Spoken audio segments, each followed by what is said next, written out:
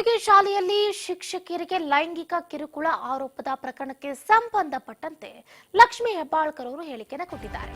KPCC general secretary Gurappa Naidu ಉಚ್ಚಾಟನೆ ಆಗಿದೆ. ಕಾಂಗ್ರೆಸ್ ಪಕ್ಷದಿಂದ ಗುರಪ್ಪ ನಾಯ್ಡು ಉಚ್ಚಾಟನೆ ಮಾಡಿದ್ದಾರೆ. 6 ವರ್ಷಗಳ ಕಾಲ ಪ್ರಾಥಮಿಕ ಸದಸ್ಯತ್ವದಿಂದ ಉಚ್ಚಾಟನೆಯನ್ನ ಮಾಡಿದ್ದಾರೆ.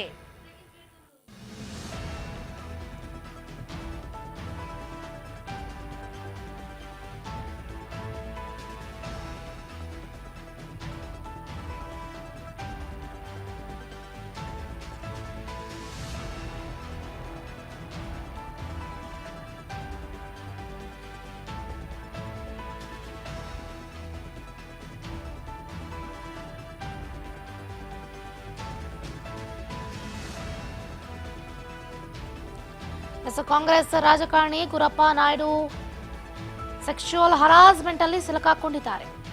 ದೂರುದಾರರು ಅವರ ನೇತೃತ್ವದ ಶಾಲೆಯ ಮಾಜಿ ಶಿಕ್ಷಕ ಗುರಪ್ಪ ನಾಯ್ಡು ಅವರು ಹಲವಾರು ಶಿಕ್ಷಕರನ್ನ ಲೈಂಗಿಕವಾಗಿ ನಿಂದಿಸಿದ್ದಾರೆ ಮತ್ತು ಅವರ ಲೈಂಗಿಕ ಕ್ರಿಯೆಗಳ ವಿಡಿಯೋಗಳಿಂದ ಬ್ಲಾಕ್ ಮೇಲ್ ಮಾಡಿದ್ದಾರೆ ಎನ್ನುವಂತಹ ಆರೋಪ ಈಗ ಕೇಳಿ ಬಂದಿದೆ.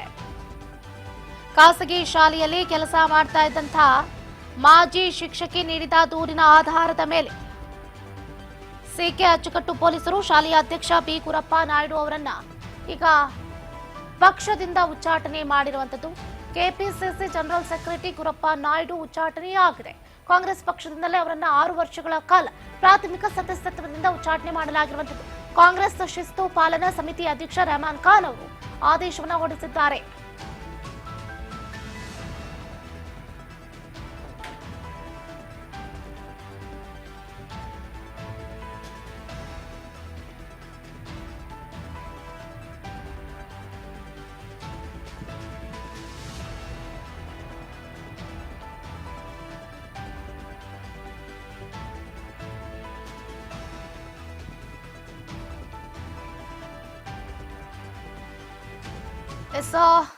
ಗಮನಿಸ್ತಾ ಇದ್ದೀರಾ, ಡಾಕ್ಟರ್ ಗುರಪ್ಪ ನಾಯ್ಡು ಅವರ ಮೇಲೆ ಲೈಂಗಿಕ ದೌರ್ಜನ್ಯದ ಆರೋಪದ ದೂರು ದಾಖಲಾದ ಹಿನ್ನೆಲೆಯಲ್ಲಿ ಇವರನ್ನ ಪಕ್ಷದಿಂದ ಪ್ರಾಥಮಿಕ ಸದಸ್ಯತ್ವದಿಂದ 6 ವರ್ಷಗಳ ಕಾಲ ಉಚ್ಚಾಟನೆ ಮಾಡಲಾಗಿದೆ ಅಂತ ಈಗ ರೆಹಮಾನ್ ಖಾನ್ ಅವರು ಆದೇಶದ ಪ್ರತಿಯನ್ನ ಹೊರಡಿಸಿರುವಂತದ್ದು ಗಮನಿಸಬಹುದು.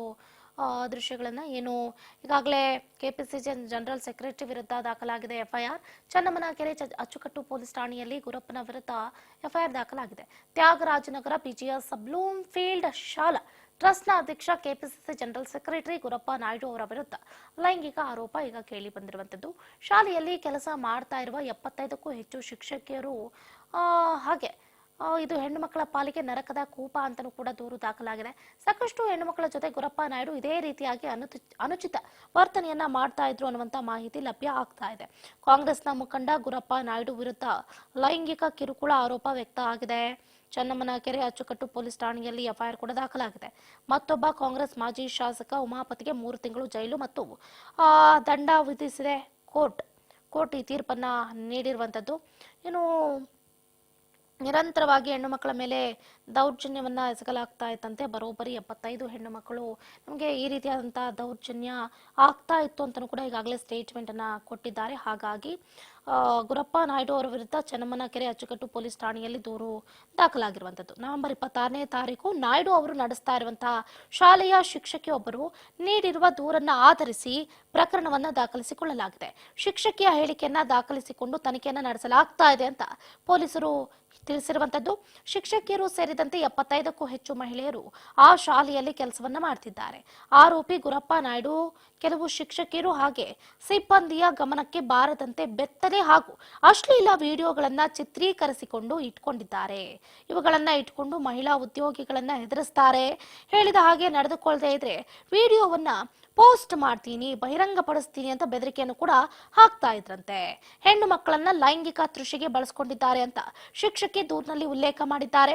ಈ ಹಿಂದೆನೆ ಗುರಪ್ಪ ನಾಯ್ಡು ಅವರ ವಿರುದ್ಧ ದೂರು ನೀಡೋದಕ್ಕೆ ಕೆಲವು ಶಿಕ್ಷಕಿಯರು ಹಾಗೆ ಸಿಬ್ಬಂದಿ ನಿರ್ಧರಿಸಿದ್ವು. ಆದ್ರೆ ಗುರಪ್ಪ ನಾಯ್ಡು ಪ್ರಭಾವಿ ಹಾಗೆ ಆರ್ಥಿಕವಾಗಿ ಬಲಾಢ್ಯರಾಗಿದ್ದು ಅವರನ್ನ ಎದುರಿಸೋದು ಕಷ್ಟ ಅಂತ ಸುಮ್ಮನಿದ್ವಿ ಅಂತ ದೂರಿನಲ್ಲಿ ಉಲ್ಲೇಖ ಮಾಡಲಾಗಿದೆ. 2021ರಿಂದ 2023ರವರೆಗೆ ಶಿಕ್ಷಕಿಯಾಗಿ ಕೆಲಸವನ್ನ ನಿರ್ವಹಿಸಿದ್ದೀನಿ. ಗುರಪ್ಪ ನಾಯ್ಡು ಅವರು ನನ್ನೊಂದಿಗೆ ಅಸಭ್ಯವಾಗಿ ವರ್ತಿಸಿದ್ರು.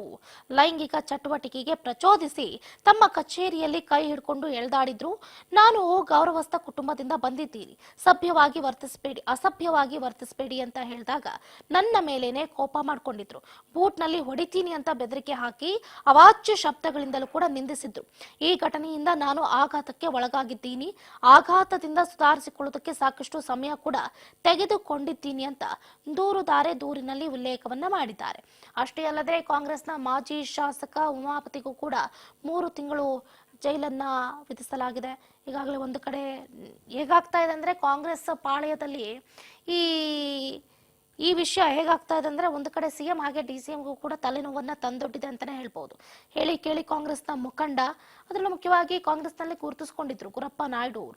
ನೋಡಿದ್ರೆ ಈಗ 75 ಹೆಣ್ಣು ಮಕ್ಕಳಿಗೆ ಸೆಕ್ಷುವಲ್ ಹರಾಸ್ಮೆಂಟ್ ಅನ್ನ ಮಾಡಿದ್ದಾರೆ ಅನ್ನುವಂತಹ ಮಾಹಿತಿ ಲಭ್ಯ ಆಗ್ತಾ ಇದೆ. ಇದಕ್ಕೆ ಸಂಬಂಧಪಟ್ಟಂತೆ ಕಾಂಗ್ರೆಸ್ನ ನಾಯಕರು ಏನ್ ರಿಯಾಕ್ಟ್ ಮಾಡ್ತಾರೆ ಏನು